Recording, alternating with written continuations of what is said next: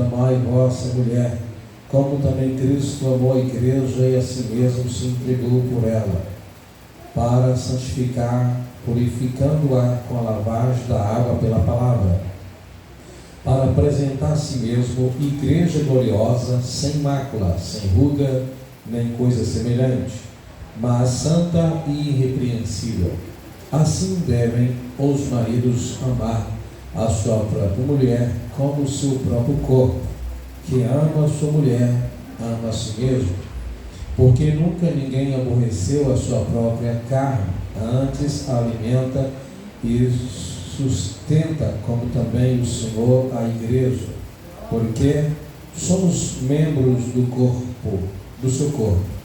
Por isso deixará o homem o seu pai, a sua mãe, e unirá a sua mulher, serão dois numa carne. Grande é esse mistério.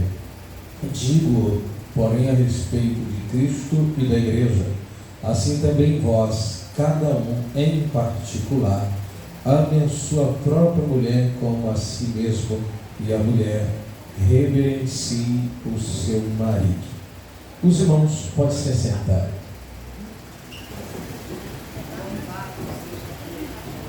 Irmãos, não tem outra passagem bíblica tão completa a respeito da ordem familiar como essa, que trata do esposo, a esposa, e que nesse caso ele vai cobrir também a vida dos filhos. O apóstolo Paulo não faz uma referência direta, mas aqui ele trata da base, e no capítulo 6 ele dá continuidade falando aí dos filhos, como por exemplo o versículo 1, onde ele diz: vós filho, é uma sequência da leitura que vai até o versículo 9, que diz: vós filhos, sede obedientes a vossos pais no Senhor, porque isto é justo. Honra teu pai e a tua mãe, que é o primeiro mandamento com promessa, para que te vá bem e vivas muito tempo sobre a terra.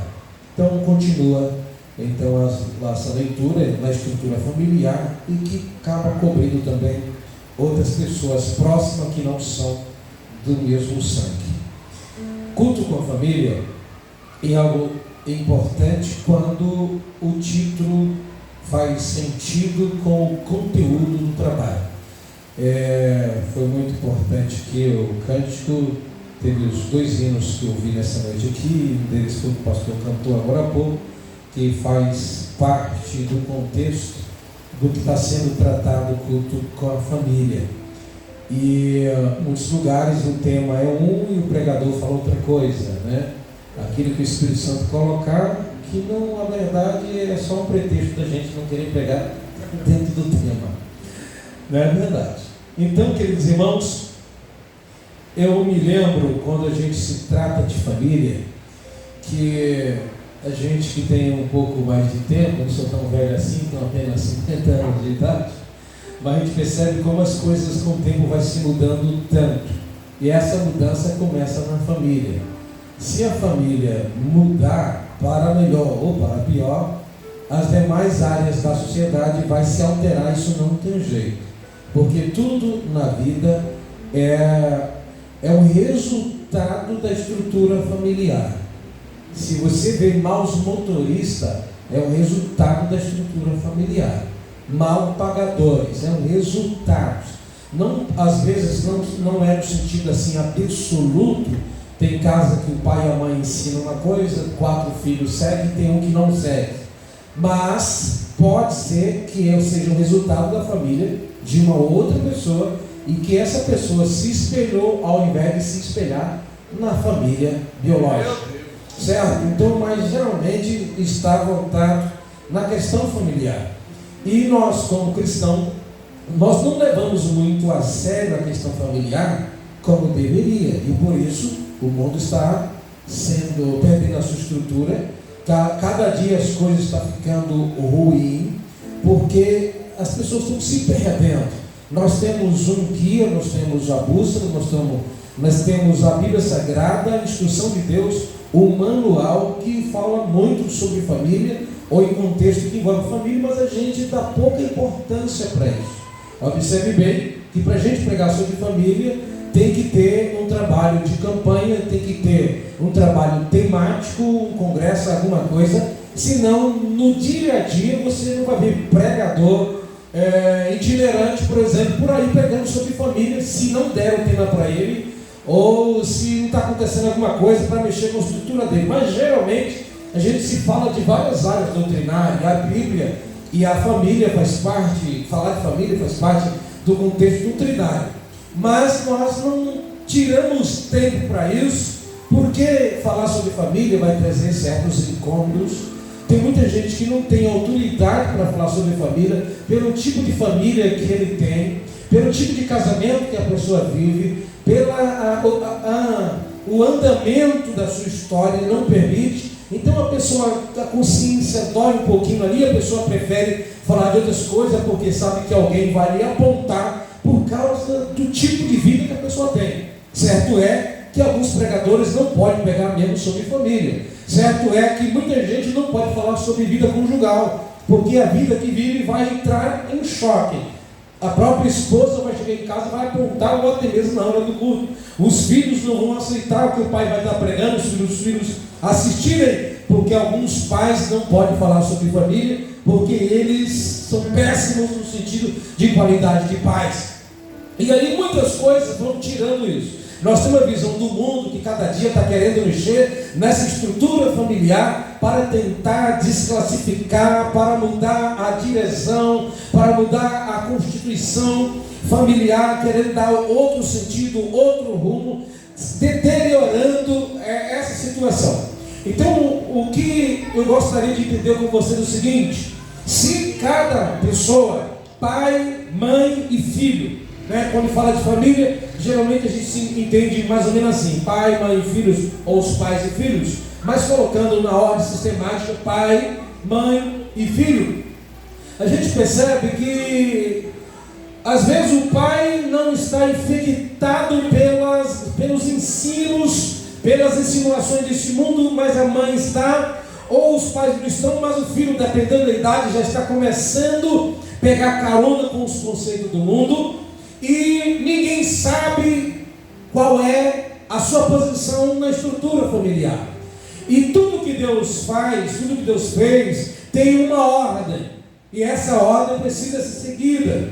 E a gente percebe que os casais, mesmo os cristãos, cada um constrói a sua vida do seu jeito. Mas do jeito, não cada um do seu jeito, mas sem saída do sistema bíblico. Cada um faz do seu jeito, que venha contrariar as Sagradas Escrituras ou não. Ou seja, a maneira de se criar filho, a maneira de ser marido, de ser esposa, de ser filho, não está tendo como base as Sagradas Escrituras. Alguém pega como base o seu pai, a sua mãe, a sua criação, que não é perfeita.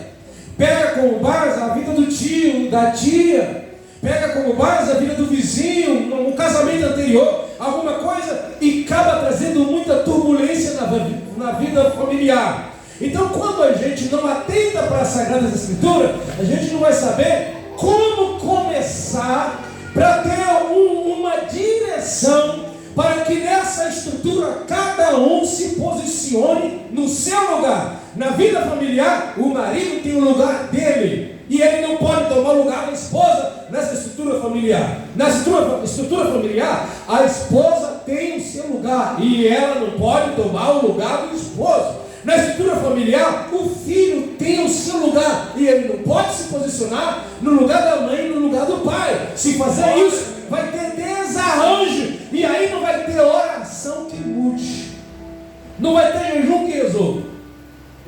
A gente às vezes acompanha alguns casais, eles nos procuram, a gente aconselha, mas a gente percebe que é um desarranjo na estrutura, e aí eles querem resolver isso jejuando. Não, se for jejuar para Deus reorganizar, tudo bem, mas quer orar e jejuar para as coisas que não estão funcionando, funcionar, mas sem se organizar, a oração e o jejum não vai resolver.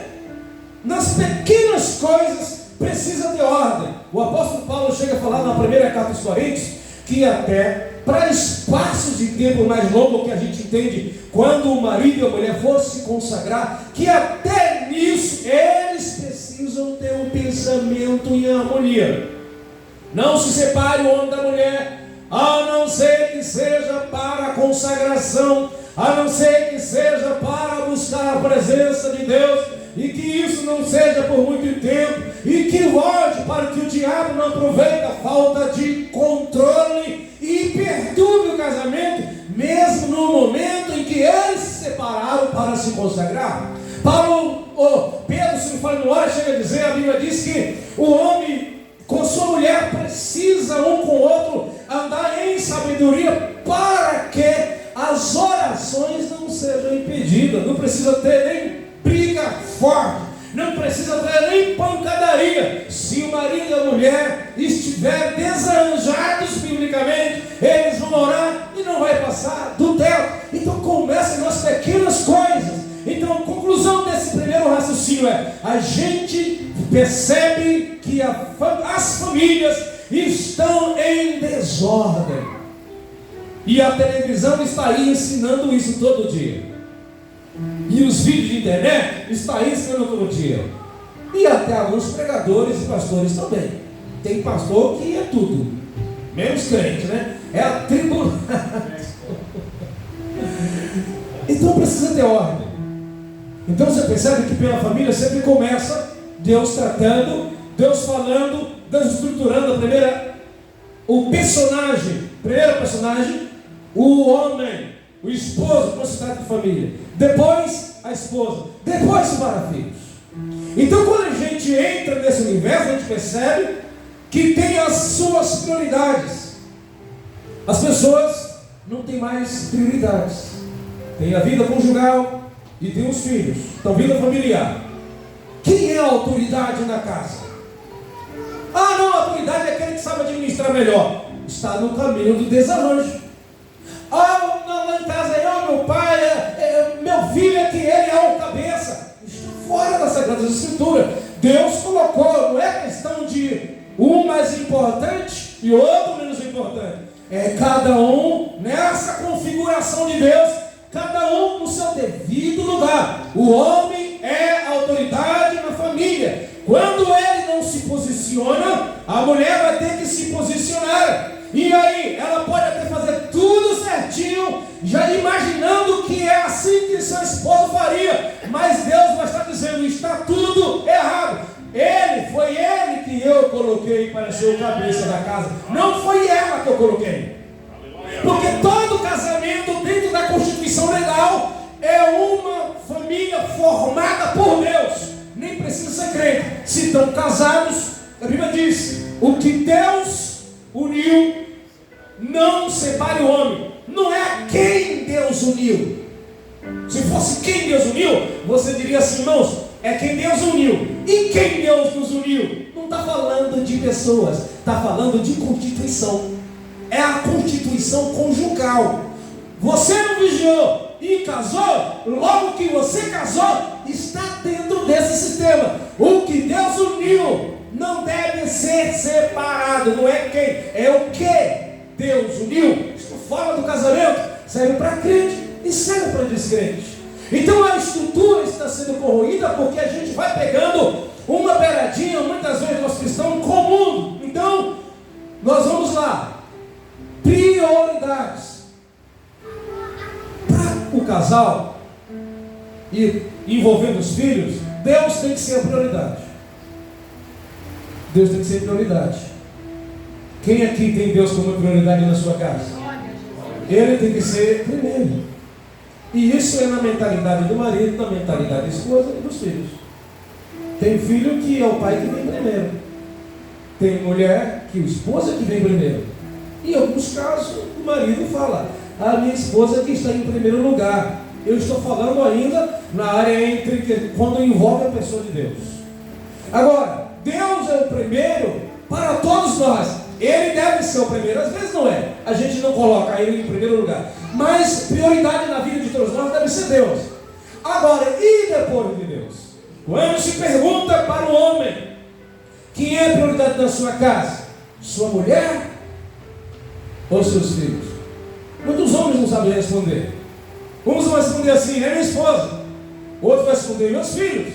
Mas não com muita convicção. Pergunta para a esposa, quem é a pessoa, quem é a prioridade, quem é a sua prioridade, quem você tem como prioridade na sua casa, seus filhos ou seu esposo? Muitas mulheres não sabem ou respondem errado. Por quê? Não tem a questão familiar como base as Sagradas Escrituras. Quando se trata de prioridade, está falando da funcionalidade. Não se trata de quem você ama mais. Até porque você não saberia dizer quem você ama mais tão fácil. É seu filho ou sua mulher. Por quê? Porque o amor que você tem pela sua mulher não é o mesmo amor que tem pelo seu filho. Então como é que você vai medir esse envolvimento de trocas de amor entre marido e mulher? Não se compara do amor que o pai e a mãe têm pelo filho. A questão ali é na funcionalidade. Quem vem primeiro? Quem é a prioridade? Depois de Deus, na vida do homem, tem que ser a esposa. E na vida da esposa, tem que ser o esposo. Mas muitas pessoas confundindo a questão da funcionalidade do seu papel com o sentimento, a mulher fala, em primeiro lugar, meus filhos. Porque na verdade, ela nem sabe do que se trata. Prioridade na vida conjugal. Quem é que vem primeiro? É os filhos ou o marido? Quem vem primeiro na constituição normal? É a esposa ou é os filhos? Quem, no caso, quando vai formar? É a sua esposa, porque você vai casar para depois ter filho. Não vou ter filho para depois casar? Não funciona assim. Então o que acontece? As pessoas estão meio confusas nessa questão. E elas estão confundindo os sentimentos com a funcionalidade. Existe um momento que, no sentido de prioridade, no sentido emergencial, você vai partir primeiro para a questão filho e não a esposa. Quando se trata de uma emergência, você vai cuidar da sua esposa, levar ela ao trabalho. Mas naquele momento surge uma emergência que o seu filho precisa ser levado ao médico. Você vai deixar sua esposa dar um jeitinho de ir e vai socorrer o seu filho. Mas isso não é teu filho como prioridade. Mas a circunstância, naquele momento, seu filho foi a sua prioridade, porque sua esposa pode chegar no trabalho sozinha, sem a sua ajuda. Mas no sentido geral, permanente, está sendo trocado. Quem é a autoridade da casa? A gente vê muitas mulheres que elas são autoridade. Por que elas são autoridade? Primeiro, tem umas mulheres que não conseguem ser submissas ao marido. A Bíblia diz que é para ser submissa ao esposo, assim como a igreja é com Cristo. E aí a mulher não admite isso. E ainda com a filosofia que nós temos hoje do feminismo, e que a mulher não tem que aceitar ficar cuidando de criança, e que a mulher não tem que ficar na beira da pia lavando o prato, e que a mulher não tem que ficar fazendo comida para homem algum, e que a mulher não tem que ouvir o homem dizer pode ou não pode, e que a mulher, quando for vestir uma roupa, não tem que pedir permissão ao marido, certo tipo, né, que tem roupa que eu vou dizer, que a mulher, ela pode tomar a decisão de ir e voltar, e depois, se der certo, ela fala para o esposo. Então, muita gente está seguindo isso. Existe esposa, tomara que aqui não tenha, que o marido está lá dizendo, querida, estou apertado, e você também não ganha tanto assim, está me ajudando aqui a pagar o armário de cozinha, vamos deixar o guarda-roupa para comprar depois. Daqui a pouco chega as casas da Bahia com o guarda-roupa na porta que a mulher comprou. Sendo ela que vai pagar, vai prejudicar, porque ela vai deixar de ajudar o marido. Sendo ele que vai pagar, do mesmo jeito que marido e mulher não tem salário dividido. Então o que está acontecendo? Sem perceber a influência do feminismo. Eu me lembro que hoje é tão fraco o machismo comparado à época, um tempo atrás, que as mulheres pareciam um animal de estimação do marido, que a mulher não podia fazer nada, não podia comprar nada. A mulher tinha que pedir permissão quase para ir ao banheiro, na maioria das casas de banheiro tinha. Então assim, o machismo que o homem fala, pronto, acabou, aquela coisa da pancadaria, e a mulher nem respirava. Mas essas coisas foram se acabando um pouco, e do outro lado, infelizmente, cresceu o feminismo. Agora você percebe que algumas mulheres querem falar grosso com os maridos, e o pior, os maridos começaram a falar fino. Você já viu que a geração nossa pega as vozes dos adolescentes de uns anos atrás, se tiver uma gravação, e escuta as vozes dos adolescentes de 14 anos, de 20, 30 anos atrás, compara com as vozes dos adolescentes hoje, você vai ver que os adolescentes antigamente falavam mais grosso. A constituição familiar sendo afetada de maneira tal que até os ritmos, as forças estruturais físicas na mente das pessoas, não é alterado apenas a sociedade do dia a dia, uma coisa comum das profissões, não. Está sendo alterado, afetando até mesmo o psicológico, a emoção, o sentimento, e isso mexe até com as estruturas, porque as pessoas estão se perdendo. Quem é o sol nessa família? O homem precisa saber quem ele é. Quem é a mulher? Ela precisa saber quem ela é. Cada um tem o seu papel, cada um tem a sua estrutura. A gente percebe hoje, a gente vai conversar com alguns pais, e os pais estão perdidos na criação dos filhos, com tantas instruções que tem por aí, conselho, livros, CD já acabou, né? Tanta coisa, tanto áudio, tanto vídeo, tanta coisa. Alguns pais não sabem, meu filho perguntou assim para mim, e eu não sei o que responder. Estão perdidos. Os filhos que estão fazendo dos seus pais reféns. Você percebe muitos adolescentes que há muitos pais que são reféns dos seus próprios filhos. Filhos de 10, 12 anos, e que os pais não conseguem dar uma ordem e dizer: olha, hoje você não vai, pronto, acabou, fica aqui. Não, pastor, eu falei, a mulher também falou, e quem disse que não obedeceu? Ele foi assim mesmo, pastor. Pegou a mochilinha dele, pegou e foi. Você percebe os filhos fazendo refém, mas a culpa não é do filho.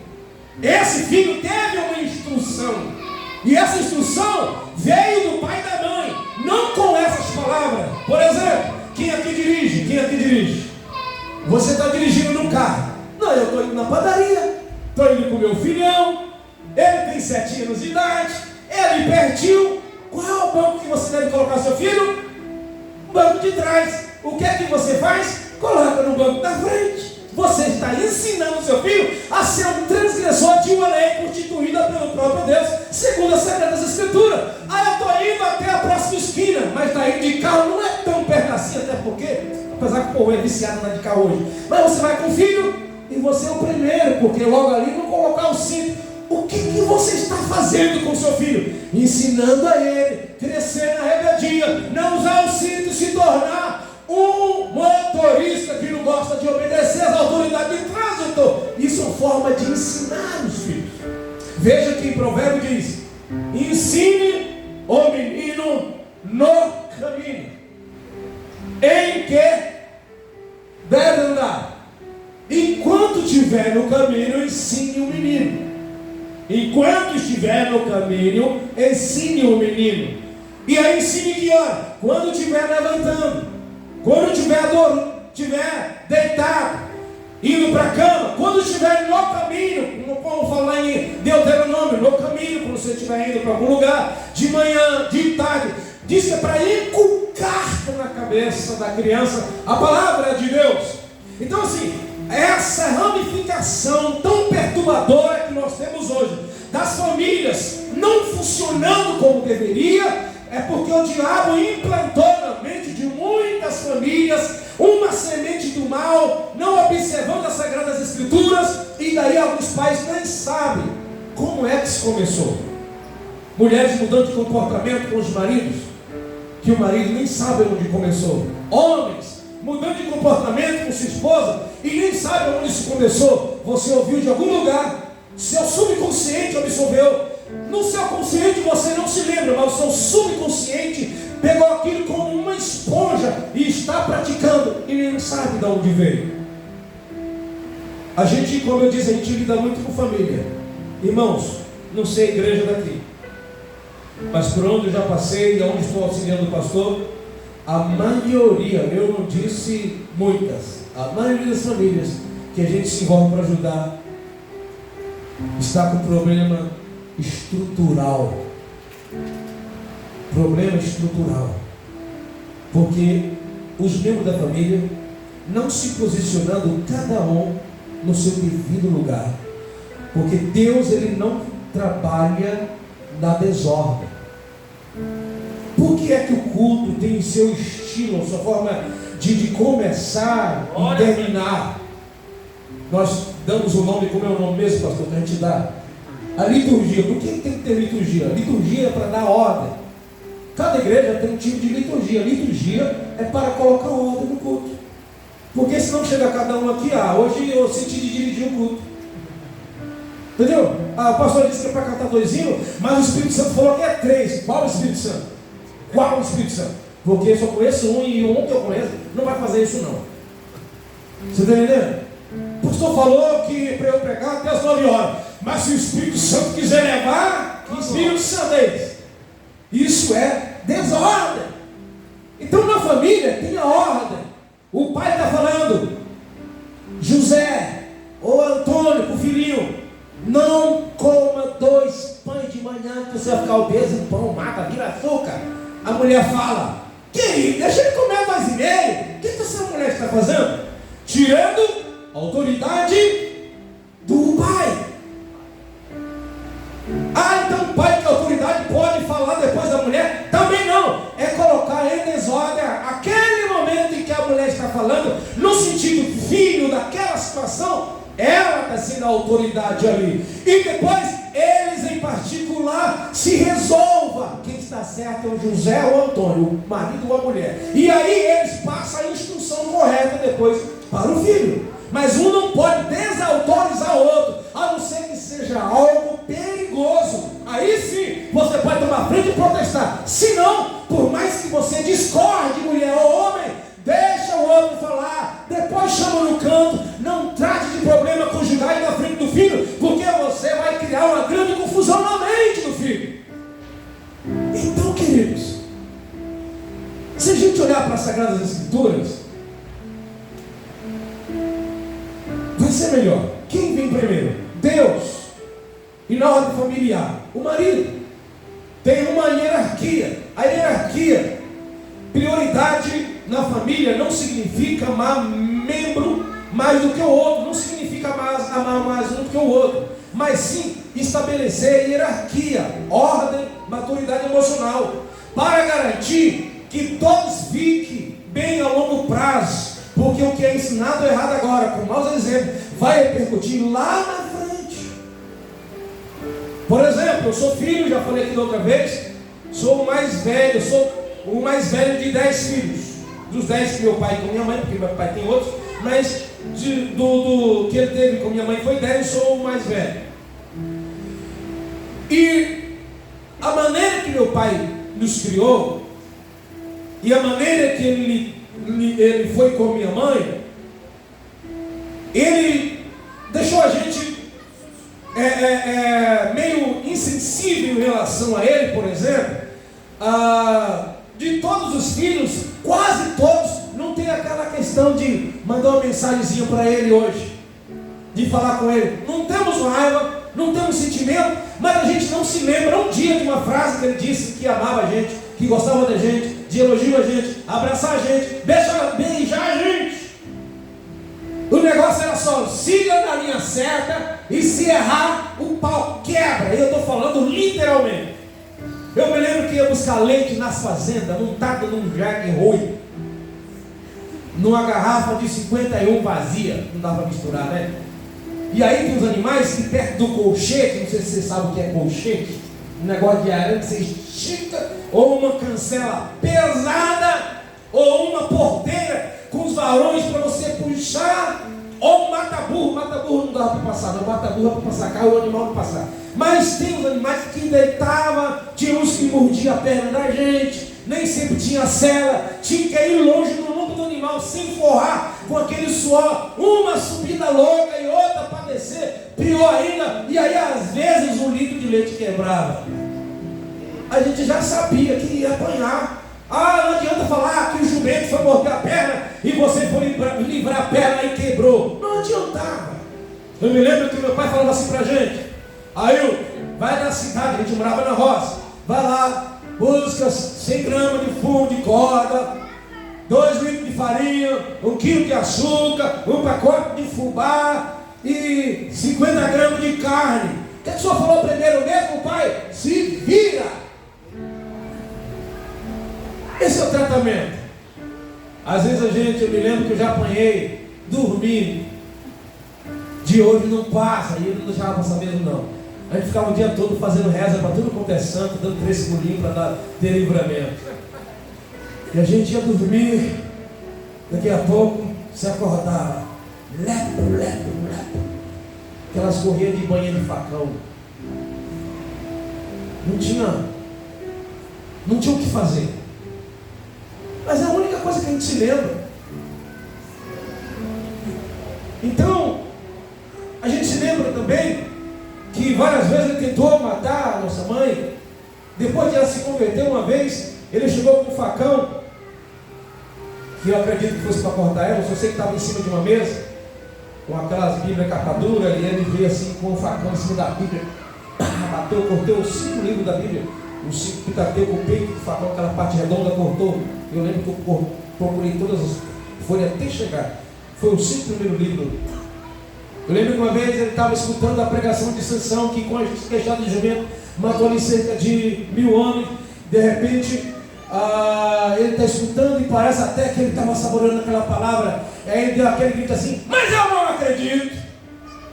Então meu pai era daquele, não posso contar o resto, não sei se é assombra, mas meu pai era daqueles muito endemoniado, e até hoje ele me bravia, arrumou outra mulher, tem mais 4 filhos. Há pouco tempo a gente descobriu de uma irmã que é um pouquinho mais velha do que eu, que ele sabia que tinha, e ele é tão bonzinho que até agora ninguém quer ficar com ele, está lá na Bahia, não veio para São Paulo, como a gente já está aqui há vários anos, e está até hoje lá, sozinho, porque ninguém aguenta ele. Tentou ser crente do jeito dele várias vezes, mas não quis parar de beber. Foi para uma igreja que pode beber um golezinho, apesar que não é só lá que bebe, tem uns irmãos por aí que gostam de encher a cara também, mas deixa isso para lá. Mas ele não se converteu e só Deus pode ter misericórdia. Até hoje não se redimiu, não pede perdão, não pede desculpa. Perdeu os 16 filhos, nenhum mora com ele. 16, não, uns 15. Perdeu toda a família por causa da sua maneira de ser, a sua estupidez. Eu me lembro que uma vez eu tinha cerca de entre 13 e 14 anos, e eu que mais trabalhava para morrer, fabricando carvão, sabe esse carvão que se acha churrasco daí? Eu trabalhei muito com isso aí.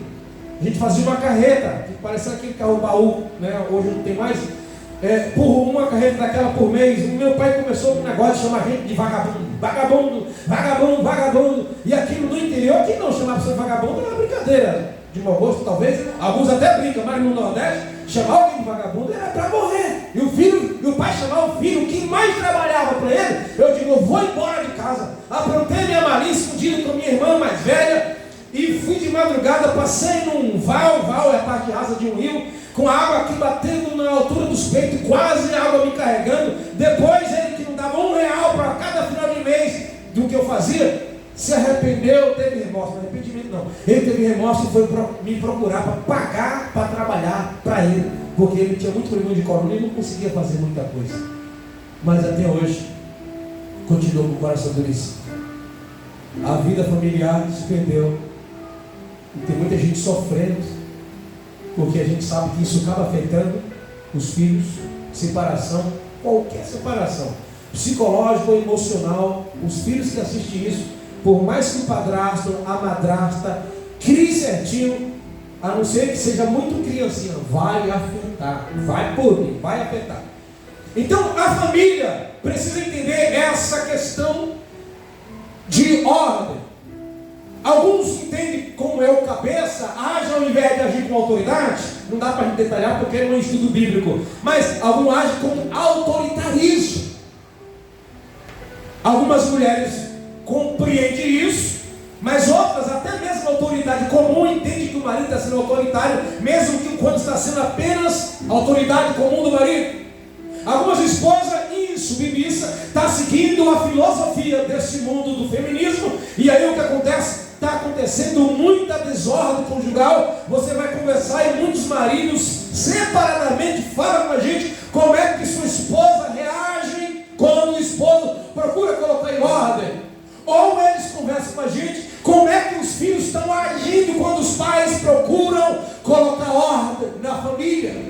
Então, se quiser resolver problemas conjugais, geralmente observe se não tem um problema estrutural, como eu disse no início. Se não resolver o problema estrutural, dificilmente Deus vai ouvir oração para resolver o problema. Às vezes até de salvação na casa. Mulheres insubmissas querem orando a Deus para salvar o marido. Dificilmente ele vai se converter. Pais que brigam, orando para Deus salvar os filhos, e os filhos assistem a bagaceira que tem em casa do marido com a mulher. Esse filho quer manter distância de igreja, levando o problema para casa. Há pouco dia teve um rapazinho, conhecido nosso, que ele ficou com raiva de mim, e está com raiva de mim até hoje, porque eu percebi que alguma coisa de ordem de igreja, a mamãe foi lá conversar com outra pessoa, e ele ouviu a conversa do que a mãe falou a meu respeito, pastor Hilton, e esse rapaz me bloqueou no WhatsApp sem razão, e está com problema comigo até hoje. Fala só se não tiver jeito, porque levou o problema de igreja para casa. Pais, não faça isso com a sua família. Você vai desmanchar a estrutura familiar. Atente para a palavra de Deus, vós marido. Então, quando a Bíblia fala, olha diretamente, veja que aqui em Efésios, o contexto pode ser mais amplo, mas Paulo chega falando assim mais firme: vós mulheres, sujeitai-vos. Mas aí quando chega a parte do 23, ele diz: porque o marido, por que a mulher tem que sujeitar? Porque o marido, Deus colocou, todos os maridos, como cabeça. Aí diz assim, olha, da mulher, como também Cristo é a cabeça da igreja. Não é tão difícil entender. Como é que Cristo trata a sua igreja? E aí o marido deve tratar a mulher do mesmo jeito. Agora, diga uma coisa, irmãos, nós que somos marido, mulher nenhuma consegue ser submisso a marido que não demonstra amor por ela. A mulher precisa se sentir amada. E tem que começar, não é pela submissão da mulher, tem que começar pelo amor e proteção do marido. E a mulher que tem juízo, ela vai corresponder. Aí a palavra de Deus nos diz no livro de Provérbios que a mulher sábia edifica a sua casa, mas a tola destrói com as suas próprias mãos. Tem mulher que é tola mesmo, tem do marido que ama, mas tem algumas mulheres que a sua mudança de postura é em consequência do posicionamento errado do marido. Então cada um de nós que temos que observar diante dessas palavras é: como eu me posiciono, como eu me comparando com as Sagradas Escrituras, eu estou na direção certa, para que a bênção de Deus venha sobre a minha vida. Para terminar, disse uma história de uma mulher que tinha muito problema de bate-boca com seu marido. Aí o pastor, muito sábio, falou para a mulher, lá no gabinete dele: na próxima vez que a senhora vir aqui, traz uma garrafinha de água. Trouxe a garrafinha de água. E depois ele devolveu a garrafinha de água para ela e falou assim: ó, toda vez que tiver um problema, a senhora coloca um pouco dessa água na sua boca, até o seu marido parar de falar. Aí, de repente, o casamento da mulher começou a ser transformado por uma vez. E ela falou: pastor, que mistério é que tinha naquela água? Ela pensou que o pastor tinha orado pela água. Água ungida, água benta, tudo a mesma coisa. Não, eu não fiz nada com água. Eu não fiz nada com água, irmã. Mas aí, pastor, irmã, a senhora consegue falar com a boca cheia d'água? Não. Então por isso que resolveu. Toda vez que ela conversava, a senhora não deixava o seu marido falar a parte dele. Aí, a senhora com a boca cheia, ele conseguiu falar. E aí o problema foi resolvido, porque a senhora ouviu o seu marido. Então você percebe que nos detalhes pequenos que acontecem na estrutura familiar, pode mudar para melhor ou para pior. Por exemplo, tem alguns pais que têm boa intenção com os filhos, mas a Bíblia diz o que? Nós lemos aqui nessa noite, eu acho que a gente leu: pais, não irriteis as vossos filhos. Tem pai que vai corrigir o filho e fica usando palavra pejorativa, que o filho fica para morrer depois da correção. E ele não gravou nada da instrução que você deu, mas só das palavras provocativas, que filhos não ouvem o pai, que nem o pai escuta o filho. É diferente uma criança. Você estudar psicologia familiar, eles até aconselham, quando você for conversar com a criança, você não chega diante da criança e fica de pé, olhando de cima para baixo. Se você quiser que a criança absorva seu conselho, você se abaixa diante da criança, fique com o seu olhar na direção do olho dela e aí transmita a instrução. Porque essa ideia de você dele pequeno e você grande, ele se concentra tanto nessa questão de um poder, de governo, de vai me esvagar, que ele não escuta nada que você fala. Mas quando você abaixa e se coloca no mesmo nível, que ele se vê no mesmo tamanho, ele vai conseguir escutar melhor, vai olhar mais para seus lábios do que para os seus olhos. Então veja que detalhes na família pode melhorar. É atentarmos. Aqui em Efésios, até o começo 5 e o começo do 6 de Efésios, Paulo trata desse assunto falando como cada um tem que ser com o outro. E é isso que a gente precisa fazer. Se a nossa vida com a nossa família precisa melhorar, talvez não seja, mas nós temos que observar se não estamos violando algum princípio que a palavra de Deus nos orienta. Porque a gente, repito, tem gente que resolve tudo na oração. Quantas vezes eu começar não é por ela, às vezes é colocar ordem. A mãe levanta de manhã e fala assim: pastor, minhas filhas, nenhuma arruma a cama quando levanta, pastor. Ore por mim, para que Deus toque no coração das minhas filhas para arrumar a cama. Deus vai dizer: não me coloque nisso aí.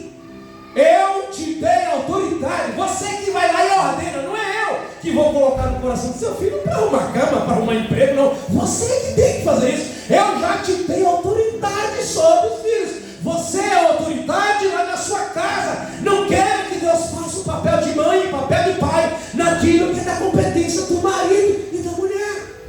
Porque aí parece que a oração nunca tem resposta.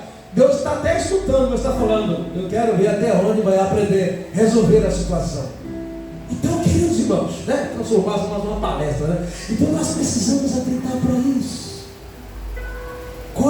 A maioria das famílias tem um probleminha para resolver, até porque não tem família perfeita, mas tem algum desarranjo, meus irmãos. Eu vim de uma família grande, todo mundo dos meus irmãos já se casaram, 2 são divorciados. Minha mãe é viva até hoje, meu pai também. A gente trabalha com a igreja, então a gente consegue observar tantas coisas que acontecem, e tem algumas que precisam ser resolvidas. Um dia eu trabalhei na casa de um tio meu, fazendo carvão. Trouxe aqui, acabei não pregando que eu trouxe, aí Deus sabe como trabalhar. Aí a menina de 3 anos, 4 anos mais ou menos, meu tio, bravo que só, tinha um filho, uma filha com a minha tia, e eles iam oferecer um prato de comida para a menininha de 3 a 4 anos, e a menina ficava esperneando. Lá na Bahia a gente chama de calundu. Calundu é aquela criança que fica chora, eternamente, nunca para de chorar. E fica no canto, vive chorando. Aí o pai vai dar comida, a criança queria dar um tapa no prato. Eu era recém-chegado, muito brincalhão, tinha mais ou menos ali uns 17 anos, brincava bastante com ela. Não batia, não ameaçava nada, mas a menina conseguia me ouvir mais do que os pais, mesmo que eles eram bravão. Aliás, tem pai bravo, que por causa disso mesmo que os filhos não escutam, Hoje que não pode bater, principalmente. Aí, os pais estão lá, e a menina quer derrubar o prato da mão deles. Eu falei assim, cheguei por detrás dos pais, olhei para a menina e falei assim: pega o prato.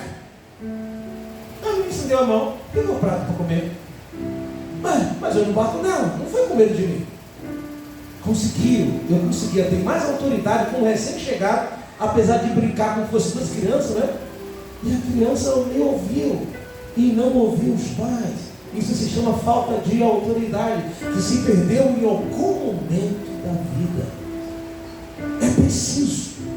Realmente você que tem um cachorrinho em casa, um gato, você fala o cachorro, não sai, o cachorro sai, isso é falta de autoridade. Chega a ver da autoridade, o cachorro não sai. Então, na vida familiar, se perder, quem é a autoridade? Observe bem, você que é marido, quem é a autoridade na sua casa? Você ou a sua esposa? em primeiro plano. E em segundo plano, é sua esposa ou seus filhos? Que tem filho que coloca os pais para dormir. Quem é a autoridade? A gente só resolve isso atentando para as Sagradas Escrituras. A sociedade não vai definir que tipo de marido você tem que ser. A televisão, os psicólogos, tem os psicólogos aí, que é bom, mas temos que ser perturbado também. Quem vai definir é as Sagradas Escrituras. É a palavra de Deus que deve ser o nosso guia, inclusive para a nossa família. Esqueça que você aprendeu assim com seu pai, aprendeu assim com sua mãe. Se não foi biblicamente, esquece que o teu avô, a tua avó, teu pai, a tua mãe, teu tio ensinou. Se não está de acordo com a Sagrada Escritura, prefira ouvir a voz de Jesus, porque Jesus não erra. A família precisa escutar a voz de Jesus. Na próxima vez a gente dá continuidade. Deus abençoe a todos. Orem por mim que eu preciso ser o melhor marido também. E qual marido que não reconhece, né, que precisa ser melhor? Mas a única forma é atentar para a palavra de Deus. Obrigado, pastor, pelo convite. Você já sabe que a gente não é muito pentecostal. Sou pentecostal, mas não sou avivalista. Então, se chama a gente, Jesus amado. A gente fala assim, ó, vou pregar mais calminho hoje. E não dá certo, não dá. Deus abençoe a todos, obrigado. Pode aplaudir a palavra de Deus?